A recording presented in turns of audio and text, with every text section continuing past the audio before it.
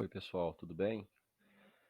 Aula passada nós falamos sobre a transformada de Laplace, transformada inversa e também entramos na parte de estabilidade. Bom, nessa aula nós vamos falar sobre resposta em frequência. Resposta em frequência do sistema. É uma parte bastante importante que você consegue, a partir dessa análise de resposta em frequência, você consegue analisar o comportamento do sistema sobre um outro ponto de vista. E aí você consegue, na maioria das vezes, entender um pouco mais do que simplesmente analisar do ponto de vista do tempo, né? Então nós vamos aprender a analisar do ponto de vista da frequência agora. Então antes de começar, só para nós relembrarmos um pouco de alguns conceitos. Então nós tínhamos que o plano S, ele era um plano complexo, tinha uma parte real e uma parte imaginária, né? Sigma e ômega. E que a exponencial de ST, né, a gente supunha que as entradas eram exponenciais, complexas no sistema, né, na transformada de Laplace, e particionando isso, né, quebrando isso na regra de Euler, né, então a gente tem aqui, por exemplo, ó, se eu substituir o S por isso aqui, eu vou ter E elevado a sigma mais J ômega T, né? Aqui fecha o parênteses. Se eu multiplico o t cruzado ali, então eu vou ter duas exponenciais sendo multiplicadas, e a exponencial complexa, que é a que fica E elevado a j ômega t, eu posso quebrar na regra de Euler. E pela regra de Euler eu chego nisso aqui. Tem um componente cossenoidal e um componente imaginário, por causa do j aqui, o que é o senoidal. Então, uma entrada desse tipo aqui, ela tem uma exponencial decrescente real e uma exponencial decrescente imaginária. É só para recordarmos. E até agora nós vimos que a resposta de um sistema linear invariante no tempo a uma exponencial complexa, dessa cara que nós vimos, ela é basicamente a multiplicação dessa entrada vezes a função de transferência do sistema, que na verdade é a transformada de Laplace da resposta ao impulso do sistema, que é o Hzão de S. Então agora a gente só multiplica, não existe mais operação convolução, né? Então se essa foi a entrada, eu simplesmente multiplico por Hzão. Bom, então vamos fazer uma análise básica aqui. E se o S, se ele for composto só da parte imaginária, se ele não tiver a parte real, o que vai acontecer? Então veja bem, se ele for só composto pela parte imaginária, a minha entrada, que é E elevado a ST, vai ser isso aqui, ó, E elevado a J ômega T. Se a entrada é isso, então a saída é o Hzão multiplicado por E elevado a J ômega T. Mas como S vale J ômega, então aqui é Hzão de J ômega, né? Substituir o S por J ômega. Bom, esse exponencial, nós vimos no slide passado que nós podemos quebrá-lo em cosseno de ômega t mais j seno de ômega t, né? Essa é a ideia da regra de Euler lá, né? Então, suponhamos que a entrada seja só a parte real, cosseno de ômega t, que é igual à parte real de E elevado a j ômega t. Então, se eu tenho parte real na entrada, eu tenho parte real na saída. Por que disso? Porque nós estamos falando de sistemas lineares invariantes no tempo. O sistema linear invariante no tempo, tudo que eu altero na entrada é alterado na saída proporcionalmente. Essa é a filosofia de sistemas lineares invariantes no tempo. Tá? Então, se eu peguei só a parte real aqui na entrada, eu também vou ter como saída só a parte real da saída total. Então, pegando aqui, ó, parte real da saída total. Se eu quiser escrever isso na forma polar, o Hzão de J ômega na forma polar vai ser o módulo dele Porque veja bem, como ele é j ômega, ele é uma função complexa. A função complexa, toda função complexa tem parte real e parte imaginária. Então, na forma polar, eu vou pegar o módulo do Hzão, né? Então tem que fazer o cálculo do módulo, que é raiz quadrada da parte real ao quadrado mais a parte imaginária ao quadrado, esse é o módulo, e vou pegar a fase. A fase é o ângulo, é aquele ângulo que existe em números complexos. Então, esse conjunto de módulo e fase nós chamamos de resposta em frequência de um sistema. E é extremamente útil para análise de sistemas. Então, um exemplo para vocês entenderem. Toda vez que tivermos uma entrada cossenoidal ou senoidal, a saída sempre vai ser a mesma entrada, tá aqui, defasada de um ângulo. Que ângulo é esse? É o ângulo do fasor. Mas esse ângulo do fasor vai ser defasado na fase da entrada. Então, se entrou cosseno de 10 ômega, eu vou calcular o ângulo do Hzão para 10, para ômega valendo 10. E isso a gente chama de resposta em fase. E também nós vamos multiplicar essa entrada defasada pela magnitude do ganho, que é isso aqui, ó, é o módulo da função de transferência na frequência da entrada. Então, se a entrada for 10 aqui, o cosseno de 10t, nós vamos ter Hzão de J10 aqui e vamos calcular o módulo. E isso aqui, ó, a gente chama de resposta em magnitude ou magnitude do ganho, tá? Do sistema. Então, toda vez que eu tiver uma entrada cossenoidal ou senoidal no meu sistema, eu vou pegar o módulo da função de transferência na frequência da entrada e vou multiplicar pela própria entrada na frequência dela, defasada por um ângulo que é obtido pela resposta em fase da função de transferência na frequência da entrada. Então ficou fácil, eu não preciso fazer aquelas contas que fazíamos antes. Ficou muito fácil. Então, olha um exemplo. Ó. Primeiro vamos só ler essa teoria para a gente entender. Ó, se a entrada de um sistema linear invariante no tempo é uma cossenoide infinita, então a saída será uma cossenoide infinita com a mesma frequência e possivelmente com diferentes amplitudes e fases. Porque a gente defasa ela e multiplica por um ganho. Então, vamos pegar esse sinal aqui cossenoidal. Ó. Ele é aqui, ó, essa função no tempo está entrando no sistema linear invariante, vai sair também uma função senoidal.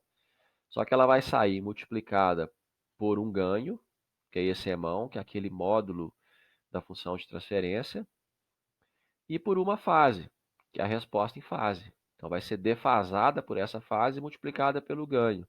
Mas a saída tem a mesma cara, é a própria entrada, que é o cosseno de ômega t. Tranquilo? Vamos ver um exemplo numérico agora. Encontre a resposta em frequência de um sistema com a seguinte função de transferência. Então, tenho essa função de transferência. Reparem que eu tenho um zero e menos 0,1 e tenho um polo e menos 5. Né? E eu quero saber a resposta do sistema para essas seguintes entradas. Então, eu tenho cosseno de 2t como entrada e tenho cosseno de 10t menos 50. Vamos fazer para esse aqui primeiro, ó, cosseno de 2t.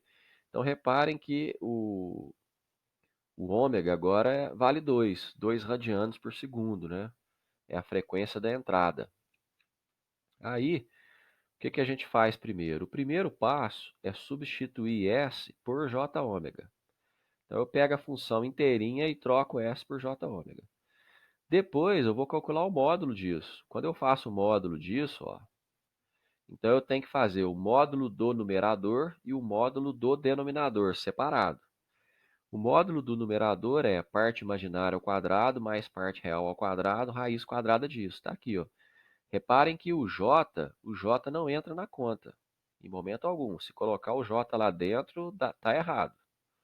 O J ele é só um indicador de que quem está multiplicando ele é a parte imaginária do número complexo. Só para isso que ele serve. E aqui no denominador a gente também calcula o módulo. Ó. Ômega ao quadrado mais 5 ao quadrado, raiz quadrada disso. Está aqui. Então esse é a minha resposta em magnitude. E aí eu calculo a resposta em fase do sistema, que é essa daqui. Ó. Qual que é a fase? Como é que eu calculo a fase?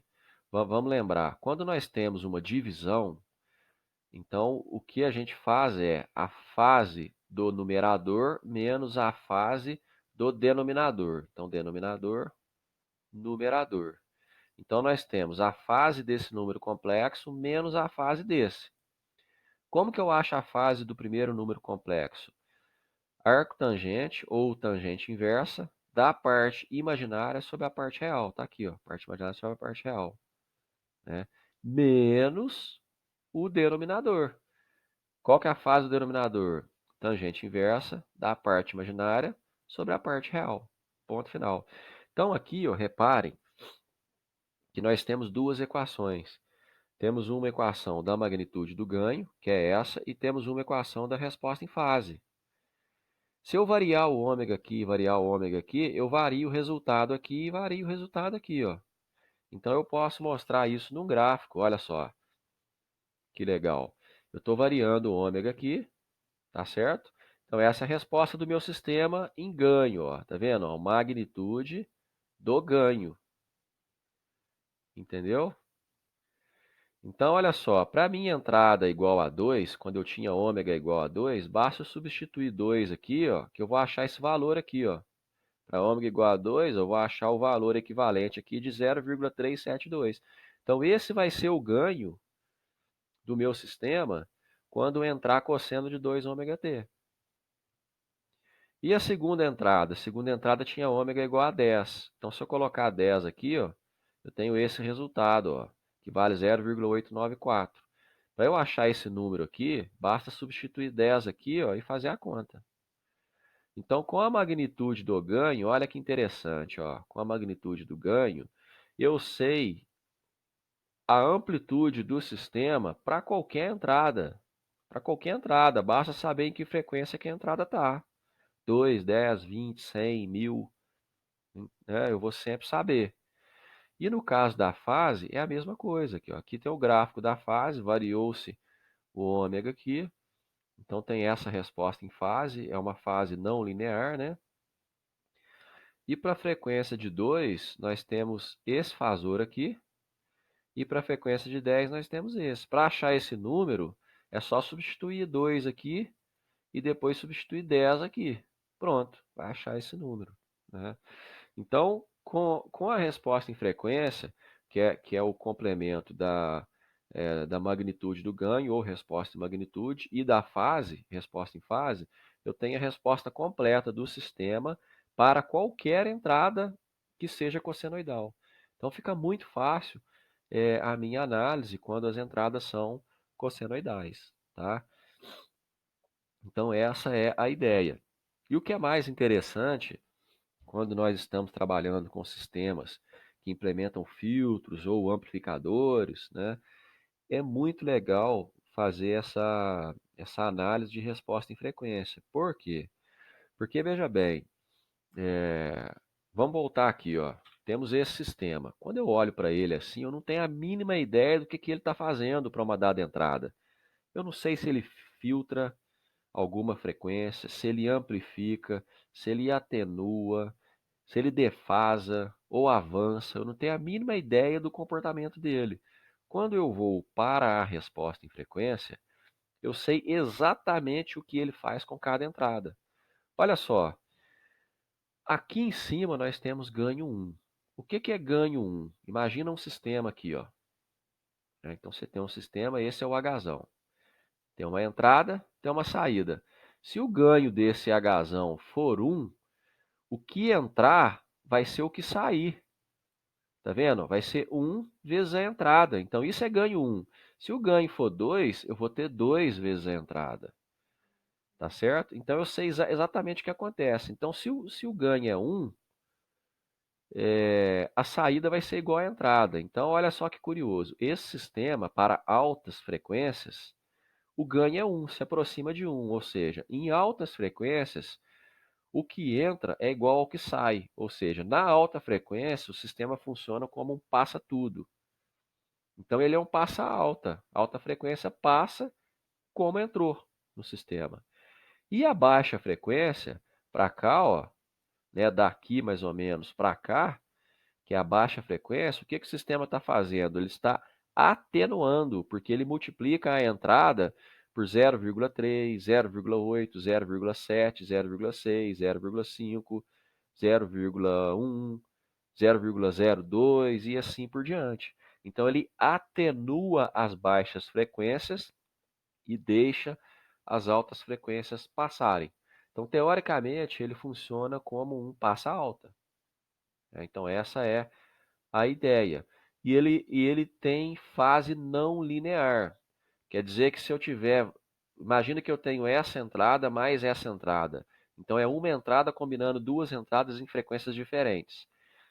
Como a fase é não linear, o primeiro componente da entrada vai ser defasado desse tanto aqui, ó. E o segundo componente vai ser defasado desse tanto. Então, como a entrada vai ter componentes defasados de forma diferente, a saída vai sair um pouco distorcida. Não vai ser simplesmente amplificada ou atenuada e avançada e atrasada, né? Ela vai ser um pouco distorcida porque a fase é não linear. Por isso que em implementação de filtros é muito desejável que a gente tenha fase linear, principalmente quando você trabalha com processamento de áudio. Imagina você ter distorções no áudio, né? O receptor não vai ouvir, não vai entender a mensagem que está chegando. Tá bom? Beleza. Então, aqui só para mostrar a matemática do que eu já falei ali, ó, substituir 2, fiz a continha, está aqui. Substituir 2 na fase, fiz a continha, está aqui. Então, a resposta completa do sistema a essa entrada é quem? A própria entrada, defasada do fasor que nós encontramos, para a frequência de 2, e multiplicada pelo ganho que nós encontramos. Está aqui, ó. Então, essa é a resposta completa do sistema. Então, olha que legal, não tem convolução e não tem qualquer outra análise do domínio de Laplace. Eu acho o ganho, acho a fase, calculo o ganho naquela frequência, calculo a fase naquela frequência e monto a minha resposta. Ganho multiplicando a entrada defasada. Ponto final. Graficamente, nós temos aqui a entrada, né? Aqui embaixo, nós temos a saída. Ó. Tá vendo? Então, ela foi atenuada, porque a amplitude diminuiu, foi multiplicada por 0,372 e foi adiantada de 65,3 graus. Essa é o efeito da saída no sistema. Tranquilo? E aqui temos a mesma ilustração para o caso de 10, com a entrada sendo 10, né? Com a entrada sendo 10, essa é a saída. Como a entrada já tinha 50, a fase que foi encontrada de 26, ela é abatida aqui nesse 50. E o resultado aqui dá um atraso de 24 graus. E a magnitude do ganho vem multiplicando a entrada aqui. Ponto final. Bom, e aí seguem alguns exemplos de resposta em frequência que são úteis na prática. Então temos, por exemplo, aqui um atrasador ideal de t segundos, né?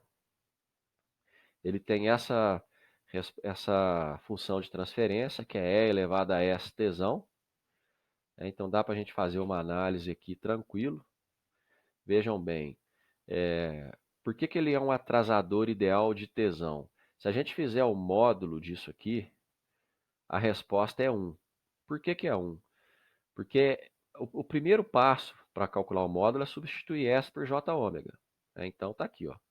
S por J ômega fica E elevado a menos J ômega T.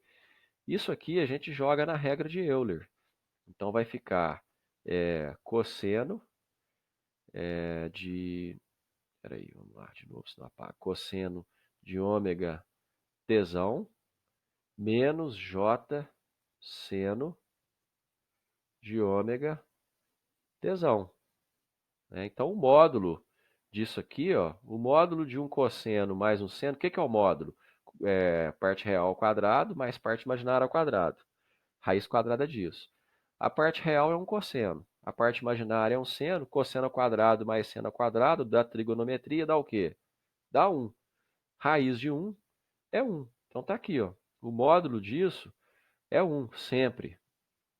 E a fase tem um macete aqui, que sempre que a gente tiver uma exponencial complexa, a fase dela vai ser sempre o número que multiplica o j. Então, o número que multiplica o j é menos ômega tzão. Tá aqui, ó. Então, a fase é menos ômega tzão. Então, isso é um atrasador ideal de tzão. Por quê? É óbvio, quando eu quero ter um atrasador, eu quero que ele simplesmente atrase a entrada. Imagina um sistema atrasador. Então, você tem aqui, ó, um sistema atrasador, Hzão. Está entrando alguma coisa, vai sair outra coisa. Então, o atrasador ideal ele tem que pegar a entrada e atrasar. Não pode multiplicar ela, não pode alterar a amplitude dela, tem que simplesmente atrasar. Então, esse é um atrasador ideal, porque o ganho é 1. Então, quando eu multiplico a entrada por 1, eu não altero ela em nada. E eu atraso, da ordem de tzão. Então, eu quero atrasar 10 segundos, bota 10 aqui no tzão. Então, essa é a ideia. Então, veja bem, atrasar o sinal não afeta a sua amplitude, apenas a fase. Por isso, ele é um atrasador ideal. Olha a magnitude do ganho dele, ó. Resposta em magnitude, ó, constante para todo ômega. E a fase dele, a fase linear, está sempre atrasando proporcionalmente a ômega. Ó. Tá vendo?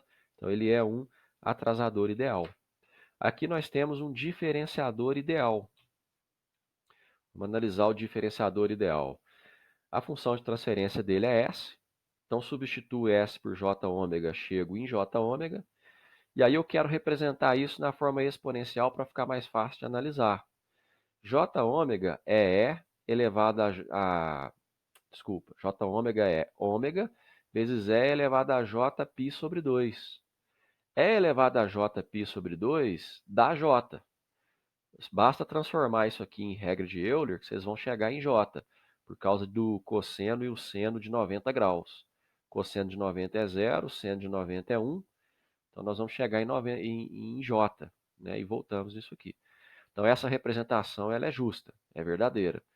Nessa representação ficou muito fácil, porque o ganho é quem multiplica aqui na frente e a fase é quem multiplica J. Sempre que tiver na forma exponencial, tem esse macete.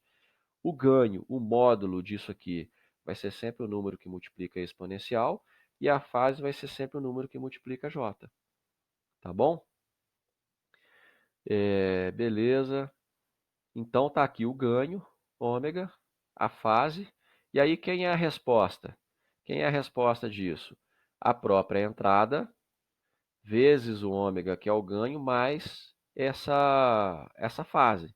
Então, ele é um diferenciador ideal. Vamos entender por que ele é um diferenciador? Ora, vamos pegar essa entrada aqui. Vamos pegar, aliás, essa entrada não, essa é a função de transferência. Vamos pegar a entrada cossenoidal, por exemplo, e vamos derivar ela, vamos diferenciar ela. A derivada do cosseno tem que fazer aquela derivada por partes, né? Primeiro deriva o cosseno, depois deriva o que está aqui dentro. Então, a derivada do cosseno é menos seno, está aqui, e a derivada do que está aqui dentro com relação a t é ômega. Tá vendo? Deu isso daqui, ó. Agora, o seno não é o cosseno defasado de 90 graus, com o sinal invertido? Está aqui, ó. Tá vendo? Então, o que eu estou querendo dizer com isso? Que essa função, ela aplica uma derivada. Por isso que é chamada de diferenciador ideal. Então, se eu quiser implementar um sistema que é representado por equações diferenciais, no lugar da derivada, eu vou ter um bloco que é S, no domínio de Laplace. Tá? E o curioso, se a gente plotar aqui ó, a magnitude do ganho, olha só. Reparem que a resposta em magnitude está amplificando os sinais em alta frequência, tá vendo? Ele amplifica as altas frequências. E a fase, ela é constante. Ela tem um avanço fixo, tá? Então, o diferenciador ele funciona como um amplificador de altas frequências. Reparem que nós estamos começando agora a falar um pouco em filtros, tá? Por quê? Porque estamos falando em resposta em frequência. Faz todo sentido. Os filtros, eles atenuam faixas de frequência, tá? Então, estamos começando a entrar na teoria de filtros. E aqui nós temos o integrador ideal, quando eu quero integrar uma entrada. O integrador ele é 1 sobre S. Tá aqui, ó. Então, eu substituo S por J ômega, beleza. E aí, multiplico em cima e embaixo por J, chego nisso aqui, e transformo J em E elevado a menos J π sobre 2.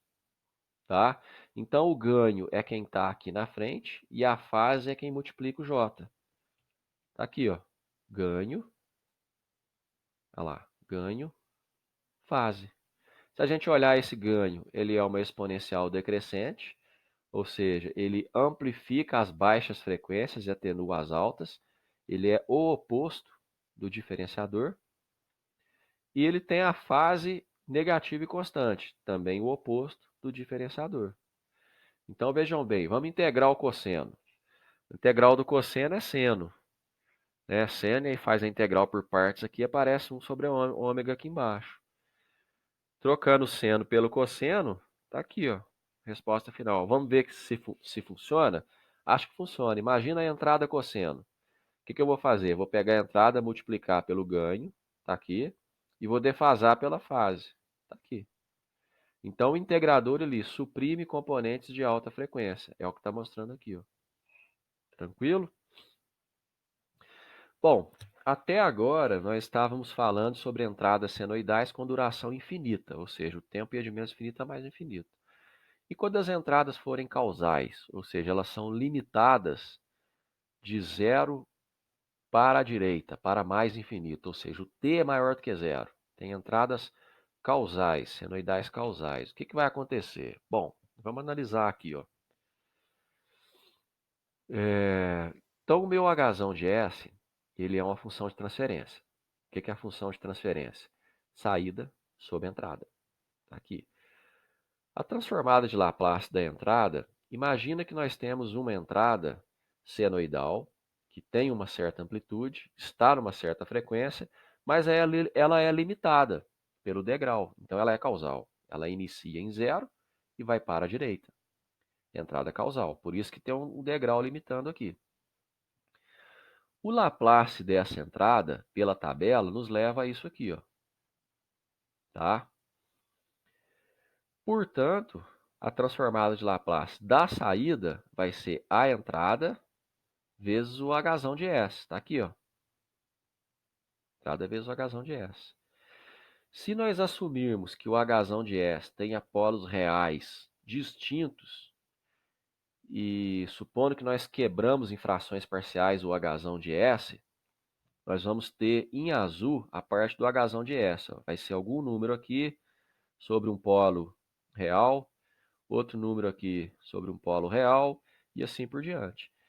E aqui, em preto, vem a parte que era devido à entrada. Então, reparem que agora já são polos complexos, tá vendo? Ó, porque aqui eu tenho S ao quadrado mais ômega ao quadrado. Então, eu tenho polos complexos conjugados. Né? Vamos fazer aqui, ó, S ao quadrado mais ômega ao quadrado igual a zero. Resolve isso. Nós vamos ter polos complexos conjugados. Tá? Então, em azul é a parte da saída que é devido à função de transferência, o comportamento interno do sistema. E em preto é a saída que é devido à entrada. Tá? Então, vamos analisar isso separadamente. Ó. Se a gente faz a inversa disso, aqui está fácil, porque a gente já conhece a inversa. É o número que está aqui multiplicado pela exponencial do polo. Tá vendo? Ó, é isso aqui. Ó. E à direita, aqui nós temos a parte em preta, que é devido à entrada. Então, o Hzão de S, se ele for assintoticamente estável, o que é isso? Os polos são menores do que zero, estão no semiplano esquerdo.